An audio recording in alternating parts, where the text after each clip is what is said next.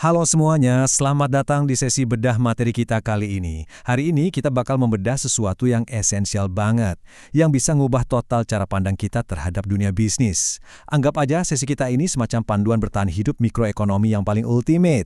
Kalau kalian pernah penasaran, pengen paham gimana sih mekanika aslinya di balik sukses atau hancurnya sebuah bisnis dari kacamata sang pengusaha, wah kalian ada di tempat yang tepat banget. Coba deh kita mulai dengan satu pertanyaan mendasar. Apa sih sebenarnya yang bikin sebuah bisnis itu bisa terus bertahan? Pernah nggak kalian merhatiin kenapa ada kedai kopi lokal di sudut jalan yang makin hari makin rame, sementara restoran mewah persis di seberangnya malah terpaksa gulung tikar cuma dalam hitungan bulan? Jawabannya jelas bukan cuma soal hoki atau dapat lokasi yang strategis. Jawabannya itu berakar kuat di prinsip-prinsip ekonomi yang bakal kita bongkar habis-habisan hari ini. Oke, mari kita mulai perjalanannya. Kita punya 4 poin utama nih. Pertama, waktu dalam siklus produksi. Kedua, membedah komponen biaya produksi. Ketiga, 3 jenis struktur pasar. Dan terakhir, mencapai keseimbangan perusahaan. Kita langsung masuk ke bagian pertama, waktu dalam siklus produksi. Bayangin kalian punya kedai kopi yang lagi rame-ramenya nih. Kalau kita bicara soal produksi jangka pendek, kalian kan nggak mungkin besok pagi tiba-tiba ngejebol tembok buat memperluas ruangan kedai. Itu nggak realistis. Kita dibatasi sama yang namanya faktor tetap. Yang bisa kita lakuin secara cepat paling cuma nambah stok biji kopi atau mungkin nambah barista part-time. Jadi konsep pendek atau panjang di sini itu bukan soal hitungan hari atau bulan kalender ya. Ini murni soal seberapa fleksibel perusahaan kita buat ngubah operasionalnya. Nah sebaliknya, dalam produksi jangka panjang, semuanya itu jadi super fleksibel, nggak ada lagi batasan. Kita bisa sewa gedung baru yang lebih gede, beli mesin-mesin industri, atau bahkan merombak total model bisnisnya. Memahami batasan waktu dan kelincahan ini adalah pondasi paling awal buat seorang pengusaha. Lanjut ke bagian kedua, membedah komponen biaya produksi. Sederhananya, biaya produksi itu ibarat label harga wajib yang nempel kuat di operasional bisnis kita. Kita kan nggak bisa jalanin bisnis cuma model mimpi dan antusiasme aja ya kan? Ada sumber daya nyata yang kita pakai, kayak tenaga kerja, bahan baku, sewa tempat, dan itu semua mutlak ada harganya.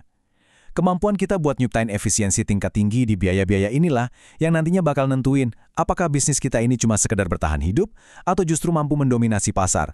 Nah, mari kita urai istilah-istilah biaya yang kadang bikin pengusaha merinding ini. Padahal aslinya, ini tuh instrumen analitik dan strategi yang super tajam. Pertama, ada fixed cost atau biaya tetap. Contohnya kayak sewa ruko.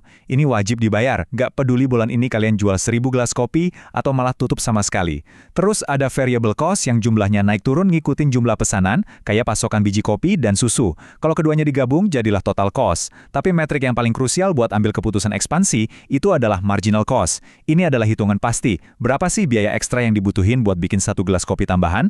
Kalau marginal cost ini kita bandingin sama average cost atau biaya rata-rata per unit, disitulah kita nemuin batas paling dasar buat nentuin harga biar nggak rugi. Jadi ini bukan sekedar pencatatan akuntansi ya, ini benar-benar navigasi strategi level tinggi.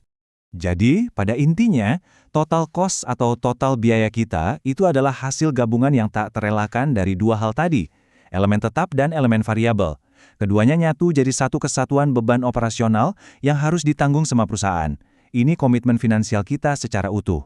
Kalau kita gagal nyimbangin porsi dari salah satu elemen ini, fondasi bisnis kita bisa goyah dan berisiko hancur. Sekarang kita masuk ke bagian ketiga, 3 jenis struktur pasar. Di luar sana, alias di medan tempur pasar eksternal, seberapa besar kendali yang kita punya itu sangat bergantung pada struktur pasarnya. Dan ini nentuin apakah kita sekedar pengikut atau penentu harga. Di pasar persaingan sempurna, bayangin kalian jualan tomat di pasar tradisional yang isinya ratusan pedagang tomat yang sama persis, posisi kalian di situ adalah price taker. Kekuatan pasarlah yang mutlak mendikte harga kalian. Beda cerita ke ekstrim yang satunya, yaitu monopoli. Kalau kalian adalah satu-satunya penyedia jaringan listrik di sebuah negara, kalian punya kuasa penuh sebagai price maker karena nggak ada substitusinya. Margin untung ada di tangan kalian. Terus, di tengah-tengah 2 spektrum ini ada oligopoli. Pikirin industri maskapai penerbangan atau provider internet. Cuma ada beberapa pemain raksasa di ruang itu. Aturan main di sini interdependensinya sangat ketat. Kalau satu ngasih manuver diskon gila-gilaan, yang lain pasti langsung bereaksi dan memicu perang strategi instan. Nah, kita udah paham batasan kapasitas internal kita, udah memetakan biaya-biayanya, dan tahu persis aturan main di medan tempurnya. Tapi masa iya kita cuma mau sekedar bertahan hidup? Pertanyaannya sekarang, gimana cara kita menjembatani jurang antara sekedar bertahan di pasar dengan benar-benar meraih keuntungan yang paling optimal? Ini membawa kita ke bagian keempat, sekaligus klimaks dari tujuan kita. mencapai keseimbangan perusahaan. Poin paling krusialnya ada di sini, keseimbangan perusahaan. Ini bukan sekedar istilah akademis ya, ini adalah momen yang sangat eksak di mana kalkulasi biaya internal kita selaras dengan sempurna terhadap kerasnya realitas pasar di luar sana. Bayangin ada jarum keseimbangan yang berhenti tepat di tengah. Di titik equilibrium ini, perusahaan kita memproduksi barang dalam jumlah yang paling optimal. Biaya tambahan buat bikin produk terakhir itu persis sama dengan apa yang rela dibayar oleh pasar. Kita nggak bikin terlalu banyak sampai bakar-bakar modal, tapi juga nggak terlalu sedikit sampai ninggalin potensi profit di atas meja. Saat keseimbangan magis ini tercapai, disitulah tingkat keuntungan perusahaan kita berada di puncak potensinya. Menakjubkan banget kan kalau kita lihat gimana semua hal ini saling berkesinambungan? Dari seberapa lincah kita mengatur kapasitas, menavigasi biaya operasional, bertarung di dalam struktur pasar, sampai akhirnya nemuin titik equilibrium yang luar biasa tadi.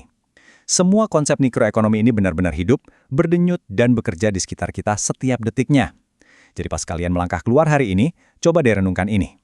Gimana kekuatan tak kasat mata dari struktur biaya dan persaingan pasar ini sebenarnya secara diam-diam membentuk desain, kualitas, harga, dan bahkan keberadaan dari setiap produk yang kita konsumsi setiap harinya.